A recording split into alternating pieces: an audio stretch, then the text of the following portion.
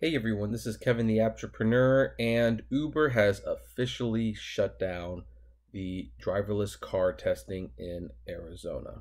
Before we discuss those details though, here's a word from our sponsor. And today's video is sponsored by Maximo, the rideshare automation app that allows drivers to safely and easily accept ride requests for Uber, Lyft, and Postmates. Whether you drive for a single platform or multiple platforms, Maximo's custom settings can help you drive more efficient, less distracted, and help you maximize your earnings. It will automatically accept one trip, turn off the other apps, and when your trip is over, it will end it, open the other apps, and accept the next trip, all without you having to touch your phone. Use referral code APP60 and get your first month free when you subscribe to Maximo.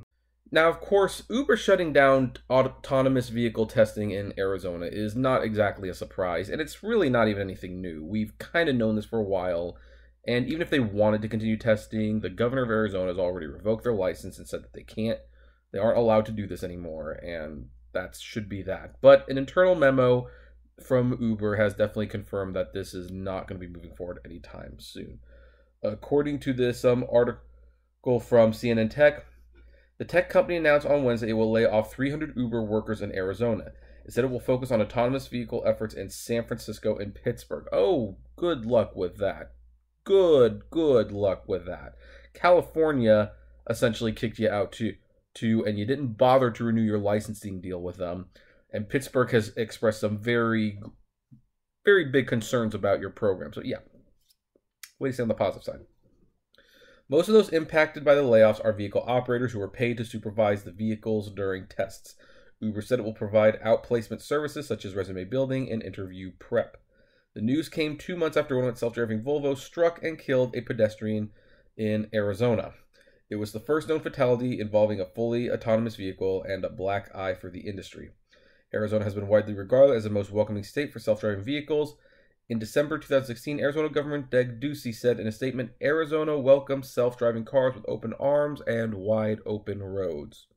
He's singing a very different tune these days. But following the fatality, Ducey suspended Uber's ability to test on state roads. Since the crash, Uber has been cooperating with a National Transportation Safety Board investigation. Uber said it plans to resume tests on public roads in Pittsburgh this summer once the NTSB's preliminary report has been released. The fatal crash in Arizona has raised questions about the safety of self-driving vehicles. A recent AAA study revealed Americans are increasingly afraid of riding in self-driving vehicles. About 73% of participants said they would be scared to ride in a fully autonomous vehicle. So, yeah, you can't force a product on the market if they don't want it. The self-driving vehicle industry points to technology as a way to limit the 1.25 million deaths on the road worldwide each year. Car crashes are overwhelmingly due to human error. You know, I'm going to pause for a second because it's like, they keep saying that, but it's like, really, what accident is not the fault of human error? I mean, it's usually a human doing something they shouldn't be doing that results in an accident for anything, not just driving. I mean, whether it be construction or in the kitchen or anything. Like, if there's an accident, chances are it's because of human error. The human did something wrong. So that is like a really weird thing to say. Most car accidents are because of human error. I mean, yeah, except with the exception of like the occasional earthquake or a tree branch snapping and falling onto the road, yeah, it is human error. Quote, "We're committed to self-driving technology and we look forward to returning to public roads in the near future," Uber said in a statement. "In the meantime, we remain focused on our top-to-bottom safety review, having brought on former NTSB Chair Christopher Hart to advise us on overall safety culture." Oh, yeah, because that whole, all the women getting raped, yeah, that was brought up. So this is, again, I don't know if this is actually news, because we kind of knew for a while they were never returning to Arizona. We know Arizona was never letting them back. I don't know what they're thinking when they say, like, we're going to continue in San Francisco and Pittsburgh when they did not renew their license in San Francisco. California is especially skittish of letting them back on the roads. And Pittsburgh has honestly not shown to be much more receptive recently. That is just how it is. Uber really screwed the pooch on this one. And even Waymo, who their self-driving car crash was not their fault. Like, that was a guy running a red light.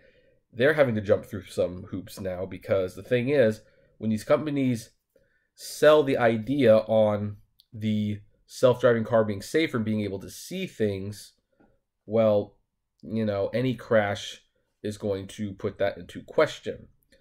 And by the way, in regards to the self-driving Waymo car thing, why would Waymo have to defend their cars even when it was clearly not their fault? Because there's still that little inkling that, yeah, the guy ran a red light, but a human driver who looks both ways and sees how people are driving, maybe they would have been able to see it in time to realize the person wasn't stable and might have slowed down. Who knows? So there's things like that, of course. But otherwise, yeah, Arizona, they're not going to be having any more of the autonomous vehicles from Uber. I don't think Arizona's going to have that many autonomous vehicles in general, because I think Governor Ducey definitely, Governor Ducey, I like to call him, I think he has a lot of explaining to do. So anyway, but what do you folks think? Does this news surprise you? Where do you think Uber's going to shut up shop next? Who do you think would trust them after all of this? And not only just this report, but all of the reports of the lack of safety measures that came out afterwards, because Uber's safety record is so appallingly bad that you just can't trust them, in my opinion. But what about you? I'd love to know. Comment below. Like, favorite, share, subscribe. If you enjoy the videos, consider becoming a Patreon member or a sponsor. The business email is below. And as always, flame responsibly. Have a good one.